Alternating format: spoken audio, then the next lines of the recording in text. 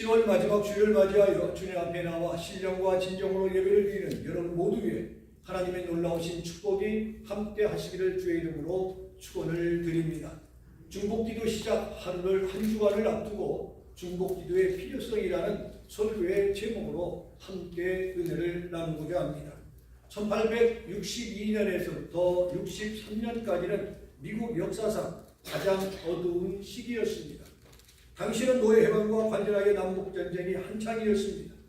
북측의 정부는 외부에 강한 대적이 있었고 내부에는 간첩이 있어서 전쟁할 때마다 패하고 말았습니다. 이 엄중한 시기에 링컨 대통령은 온 국민에게 금식하며 기도해달라고 당부하며 요청을 했습니다. 그것이 1863년 3월 30일이었습니다. 5월 9일 게티즈버그 전투에서 북부군이 크게 패했는데 겉보기에는 하나님이 기도를 듣지 아니하시는 것 같이 느껴졌습니다. 당시 남부군에 더욱 교만해져서 북부를 완전히 정복하기로 결정하고 진군합니다. 에브라함 링컨이 북부군의 패해 소식을 접했을 때 그는 홀로 방에서 하나님께 기도하고 있었습니다. 그는 하나님께 전쟁을 승리하게 하신다면 종신토록 하나님께 충성하며 죽도록 충성을 다하겠습니다라고 기도하고 또 기도를 했습니다. 그는 북부군의 총사령관에게 불러 확신 있게 이야기합니다. 이번 전쟁은 하나님을 위한 것이고 정의를 위해서 우리는 싸울 것입니다.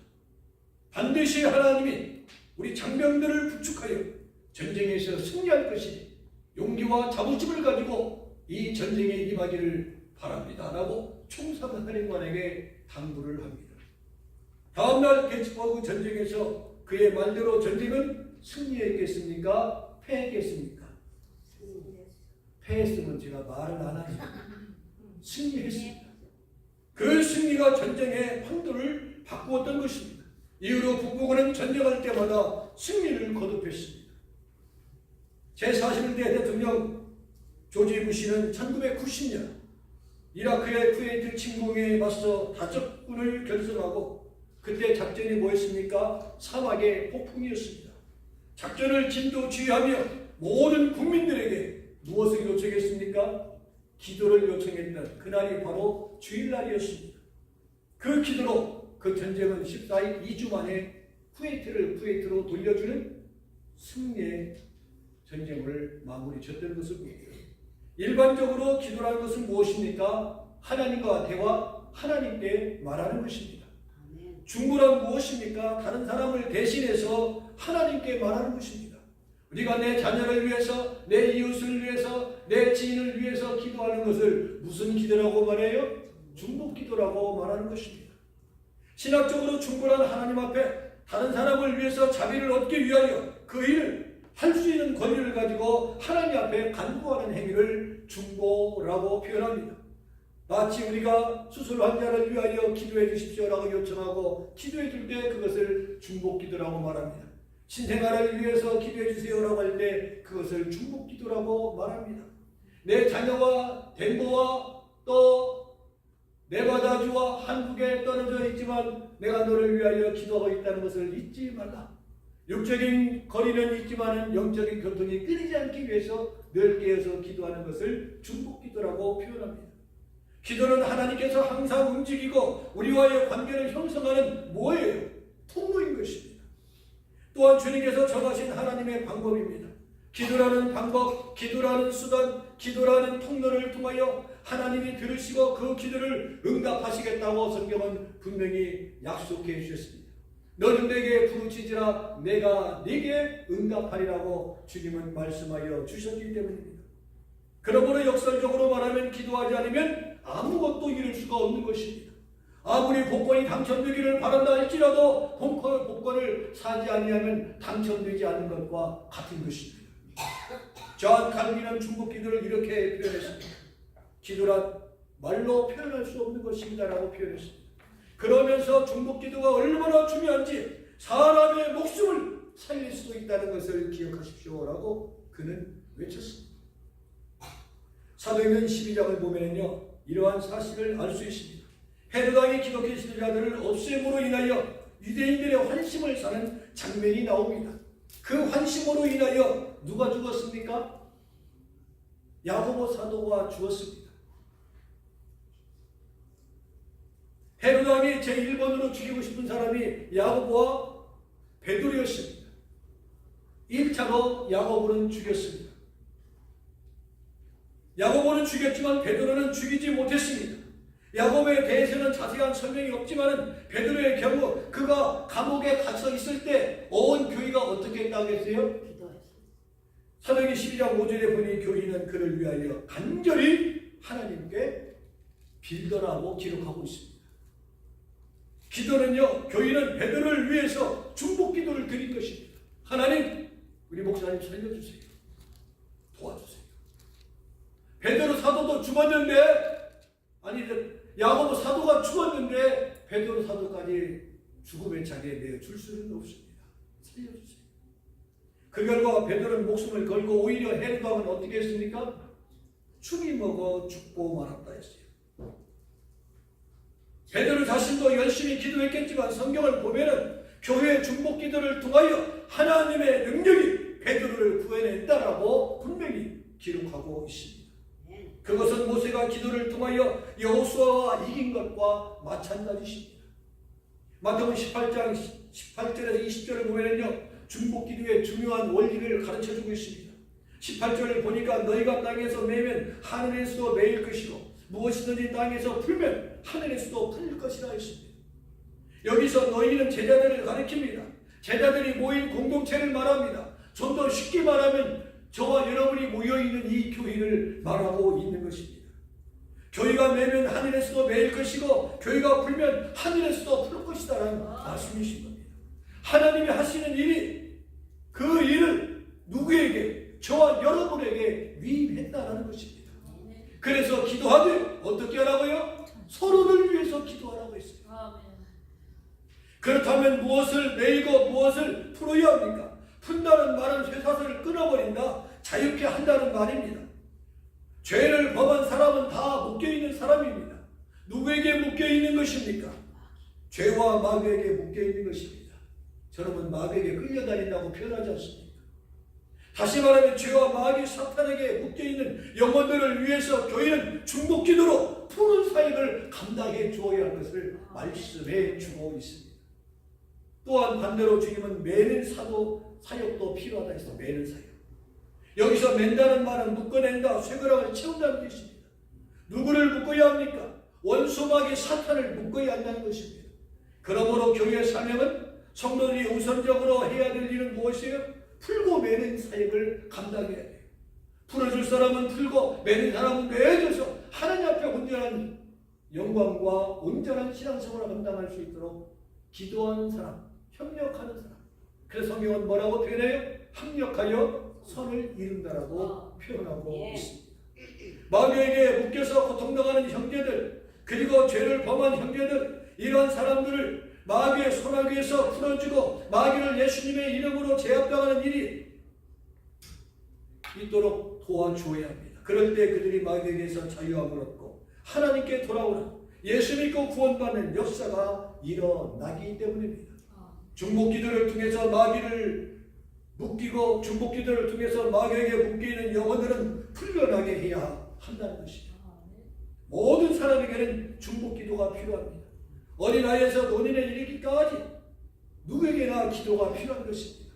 믿음의 사람은 항상 서로 기도해주고 격려해주고 서로 만나서 대화를 해드려도 그 사람을 위해서 내가 어떤 기도를 해야 할 것인가를 기도를 찾는 대화가 이루어져야 하는 것입니다.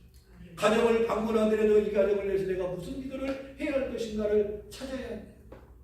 밖에 나가 일하는 남편도 그의 일을 위해서 중복기도해야 되고 또 가족을 돌보는 엄마를 위해서 중복기도해야 되고 이제 막 태어난 신생아를 위해서 기도해 주어야 되고 이제 막 유치원에 들어간 아이들에게도 중복기도가 필요하고 이제 막 대학을 졸업한 어엿한 청년에게도 진로를 위해서 중복기도가 필요한 것입니다. 또한 이제 막 교회에 등록한 초신자가 있다면 그를 위해서 기도해 줘야 합니다. 교회 중진과 임원들, 각 기관장들을 위해서도 기도해 주어야 합니다. 그러나 주님의 몸된 교회에서 목회자만큼 중복기도가 필요한 사람은 없을 것입니다. 왜 그에게 그토록 기도가 필요할까요? 첫째로 목회자는 더 많은 책임과 사명을 가지고 있기 때문에 그렇습니다. 아일랜드의 한 청년이 결혼을 하루 앞두고 사랑하는 약혼녀가 물에 빠져 익사하고 말았습니다. 한번 여러분 상상해 보시기 바랍니다. 내일 결혼을 앞두고 얼마나 마음이 들고 있겠습니까? 그런데 그녀가 물에 빠져 익사하고 말았다는 사실에 소식을 들었을 때 그 청년의 마음이 얼마나 절망적일까, 얼마나 참담할까 한번 생각해 보시기 바랍니다. 그는 슬픔을 극복하지 못하고 절망의 늪에 깊이 빠져들고 맙니다. 친구들이 도저히 그 모습을 볼래야 볼 수가 없게 됩니다. 친구들과 주위 사람들의 권유에 따라서 그 청년이 아픔의 장소를 피하여 캐나다로 갈 수 있도록 권면해주는 친구들과의 그 말에 따라서 그는 캐나다로 잠시 이주를 하게 됩니다. 그러나 그것에 안주하기도 전에 고향에 계신 어머니가 중병으로 죽음을 기다리고 있다는 소식이 또 들려옵니다. 그는 뭐하고 싶겠어요? 죽고 싶지요. 내가 고향을 떠나기 전에 어머님은 건강하셨는데 이제 약혼녀를 잊어버리고 결혼하고 두고 죽은 그 여인을 잃어버리기 위해서 캐나다까지 왔는데 건강했던 어머님이 갑자기 중병으로 세상을 떠나기 직전에 있습니다. 죽고 싶었습니다. 세상의 모든 불행이 한꺼번에 자기를 향하여 토네이처럼 오는 것처럼 느껴집니다. 그 청년은 힘없이 하나님 앞에 무릎을 꿇습니다. 그리고 흐느끼며 웁니다. 그리고 부르짖어 기도합니다. 하나님, 어머니 병을 고쳐 주시옵소서. 사랑하는 아내를 잃고 또 어머니를 잃어야 되는 상황에는 저는 도저히 이겨낼 수가 없습니다. 하나님, 어머니의 병을 한 번만 낫게 해주시고 살려주세요. 그리하면 평생을 하나님의 영광을 위하여 내가 살겠습니다라고 결단의 기도를 내립니다. 그렇지만 하나님의 놀라운 위로와 평강이 그리고 평화가 그 가슴 속에 깊이 스며드는 것을 피부로 느꼈습니다. 이때 떠오르는 영감이 있었어요. 시험 걱정 모든 괴로움 없는 사람 누군가 부질없이 낙심 말고 기도드려 아리사라는 유명한 시가, 유명한 찬송가가 되었습니다. 그 찬송이 우리가 늘 부르는 369장의 찬송입니다. 그걸로 끝나면 안 되죠. 마음의 감동과 마음의 평안이 찾아오자 그는 고향에 전화를 겁니다. 고향에 전화해서 어머니의 안부를 물었습니다. 그는 중병을 앓던 어머니가 거짓말처럼 완전히 치유되었다는 기쁜 소식을 접하게 되었습니다. 그 청년이 바로 조지프 스크리픈입니다. 스크리픈이 울면서 드린 기도를 하나님이 들어 어머니를 살려주셨다는 것입니다. 이것이 바로 무엇이냐? 중보 기도라는 것입니다. 가정에서 어른이, 교회에서 성직자들이, 비즈니스 현장에서 운영하는 사장들이 항상 리더가 기도해야 된다는 사실을 일깨워주고 있습니다. 야고보 3장 1절을 보면은 내 형제들아 너희는 선생된 우리가 더 큰 심판받을 줄을 알고 선생이 말이 되지 말라 말씀하고 있습니다. 이 말을 보면은 모든 그리스도인들은 마지막 날에 한 그리스도 앞에 심판을 받게 되기 위하여 서게 되어지는데, 그런데 목회자와 영적 지도자들은 이중으로 심판을 받게 됨을 경고하고 있습니다. 하나님 앞에 말씀을 가르치고 지도하는 지도자들의 죄는 더욱 많은 사람들보다 지을 가능성이 많기 때문에, 책임감이 있기 때문에 심판을 더 크게 받는다는 것입니다. 그러기에 남을 가르치고 지도하는 위치에 서 있는 사람을 위하여 무엇보다 기도하는 일에 게을리 말라 하시죠. 그래서 오늘 본문에도 회중을 향하여 바울은 뭐라고 합니까? 나를 위하여 기도해 주시고 그 기도로 말미암아 내가 하나님의 일을 기쁨으로 감당하게 하여 주세요. 둘째로 목회자는 시험과 유혹에 노출되어 있습니다. 마귀를 우는 사자같이 산길차를 찾고 있습니다. 만약 마귀에게 선택이 가능하다면 다른 사람들보다 누구를 먼저 무너뜨리기를 원하고 있겠습니까? 누구예요? 목회자예요. 목사. 목사를 무너뜨리면 교회는 무너지는 거예요. 요즘에 신천지로 한국 국민에 대한 민주당 할 것 없이 아주 난리를 치고 있죠. 신천지가 산 옮기기 작전, 그렇죠? 기성교회를 침범할 때, 침입할 때 누구를 침입을 해요? 설립자에겐 절대 안 가요. 꼼짝을 안 하거든요. 왜요? 부임한 교회에 꼭 찾아가서 목사를 시험에 빠지게 합니다. 여러분 쉽게 무너지거든요, 교회가. 마귀는요, 1번으로 지도자를 무너뜨리기를 원할 것입니다.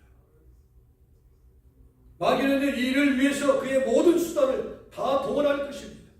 요한일서 2장 16절 말씀처럼 육신의 정욕과 안목의 정욕과 인생의 자랑을 통하여 사탄은 여러 가지 방법을 동원하여 지도자를 공격하여 쓰러지기를 원할 것입니다. 넘어뜨리기를.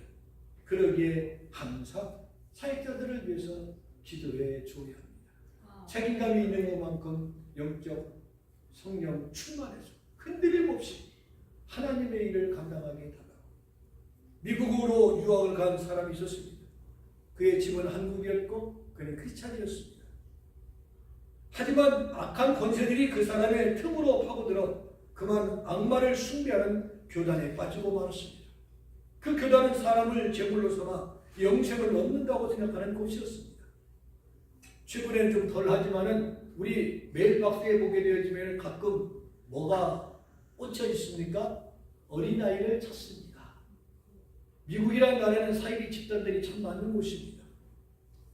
그런데요, 무서운 것은 어린아이들을 제물로 받지 곳들이 많았습니다. 여기에 한국 유학생이 빠져들 것입니다. 결국 그 사람은요, 교단의 제물로 선택되었어요. 그래서 교주는 그 사람을 눕혀놓고 칼로 그 사람의 심장을 찔렀습니다. 그런데 놀라운 일이 벌어졌습니다. 분명히 칼을 갖고 심장을 향하여 찌르는데 칼이 들어가지 않는 거예요. 그 제사를 집례하는 다른 분까지 동원해서 그의 심장에 칼을 찌르는데 칼이 들어가지 않는 것입니다. 너무나도 기적적입니다. 그래서 교주가 묻습니다. 당신의 종교가 무엇이요? 그 사람은 영문도 모른 채 어떻게 되는지. 왜요? 죽음의 자리에서 정신이 어떻게 됐어요? 혼이 쏙 빠지지요. 머리가 백지가 되지요. 그 순간 곰곰이 생각하니 갑자기 한국에 계신 어머님이 떠올랐습니다. 아들을 위해서 밤낮없이 기도하실 어머님. 그 어머님이 떠올라 그가 대답합니다. 나는 하나님을 섬기는 기독교 신자입니다라고 확실하게 대답을 했습니다. 그 악마의 교단의 사람들은 그 말을 듣고 그 사람을 풀어주었다고 합니다. 그때 한국에 계신 그 사람의 어머니는 갑자기 불안해지는 마음을 붙들고 아들을 위해서 간절히 기도했다는 전화통화가 있었다는 것입니다. 그러기에 중보기도가 얼마나 중요한가. 뭔가 느낌이 이상할 때, 뭔가 마음에서 감정이 느껴질 때 하나님의 기도에 신호인 것을 기억하시기 바랍니다. 실제로 목회자는 다른 사람에게 많은 영향을 끼치기 때문입니다. 사탄은 어찌하든지 모든 성도와 교회를 무너뜨리기 위하여 가장 먼저 목회자를 겨냥합니다. 사탄은 하나님의 영화롭게 하고 하나님의 나라를 확장해 나가는 것을 가장 싫어하고 가장 미워합니다. 미워할 뿐만 아니라 교회를 무너뜨리는데 최선을 다합니다. 하나님과 멀어져 있는 사람은 마귀도 건들지 않아요. 왜 안 건드려요? 아니요, 필요 없어서가 아닙니다. 가만히 놔둬도 내 편이니까. 게으르고 나태한 목회자 건들지도 않아요. 왜? 가만히 있어도 내 편이니까. 왜 사탄이 찝쩍거립니까? 왜 어려움이 있습니까? 자신과 멀어지니까 시기하고 질투하여 넘어지게 하기 위하여 사탄이 건드는 거예요. 그래서 우리에게는 연단이 있을 때마다 뭐라고 해야 돼요? 어떤 생각을 가져야 돼요? 사탄이 또 시기하는구나. 내가 하나님과 좀 가까이 가려고 하니까 벌써 뭐같이 알아요? 귀신같이 하는구나. 우리는 영적 분별력이 있어야 돼요. 그러기에 사탄이 목회자에게 초점을 맞추고 공격하는 것은 당연한 것입니다. 그러므로 우리의 관심과 기도의 대상은 언제나 목회자에게 있어야 돼요. 목회자를 위한 중보기도, 교회를 위한 중보기도는 결국 누구를 위한 거예요? 자기 자신을 위한 것이고 교회를 위한 것이고 하나님을 위한 기도가 된다는 것입니다. 그래서 사도 바울은 영적 지도자를 위한 개인적인 중보기도의 필요성을 성경을 통하여 여러 서신들을 통하여 당부하고 있고 오늘 본문 30절을 통해서도 말합니다. 30절을 통하여 형제들아 내가 우리 주 예수 그리스도와 성령의 사랑으로 말미암아 너희를 권하노니 너희 기도에 나와 힘을 같이하여 나를 위하여 하나님께 빌어라. 기도하고 있습니다. 왜? 내가 그 고난 가운데서도 하나님의 일을 기쁨으로 감당하게 달라고. 바울의 일생을 보면은 죽을 지경이었어요. 얼마나 싱글거리는 시간이었습니까? 결국은 순교하기까지 그는 고난의 시간이었어요. 그러나 그는 주의 일을 어떻게 해요? 사명으로만 감당할 뿐만 아니라 기쁨으로 감당해 나가는 것을 봅니다. 그 일을 위해서 회중을 향하여 당부합니다. 나를 위해서 기도해 주세요. 기쁨으로 감당하게 달라고. 감옥 안에 있으면서도 감옥 밖에 있는 사람을 향하여 항상 기뻐하라, 쉬지 말고 기도하라, 범사에 감사하라, 항상 선을 쫓으라고 외쳤습니다. 이는 그리스도 예수 안에서 저와 여러분을 향하신 하나님의 뜻이라고 그는 외친 것을 우리는 기억합니다. 사랑하는 성도 여러분, 하나님은 인격적인 분이시기 때문에 모든 사람이 하나 되어 하나님께 기도할 때 그 간절한 기도를 결코 저버리지 아니하시는 분이 하나님이신 줄로 믿습니다. 마태복음 16장 19절을 보면요, 내가 천국 열쇠를 네게 주리니 네가 땅에서 무엇이든지 매면 하늘에서도 매일 것이고 네가 땅에서 무엇이든지 풀면 하늘에서도 풀리리라 했습니다. 하나님께서는 구원받는 우리에게 천국의 열쇠를 맡겼기 때문에 인격적인 주님은 우리가 초청할 때 오시는 분이십니다. 하나님의 뜻이 이 땅에서 이루어질 수 있도록 우리는 늘 깨어 기도해야 하는 것입니다. 혹이라도 여러분의 인간관계에서 싫어하는 사람이 있다면 부르시기 바랍니다. 하나님은 오시지 않습니다. 역사하지 않아요. 미워하는 사람이 있으면, 괘씸하는 사람이 있으면 그거 푸시기 바랍니다. 오늘 이 시대는 얼마나 좋아요. 뭘로 해도 돼요?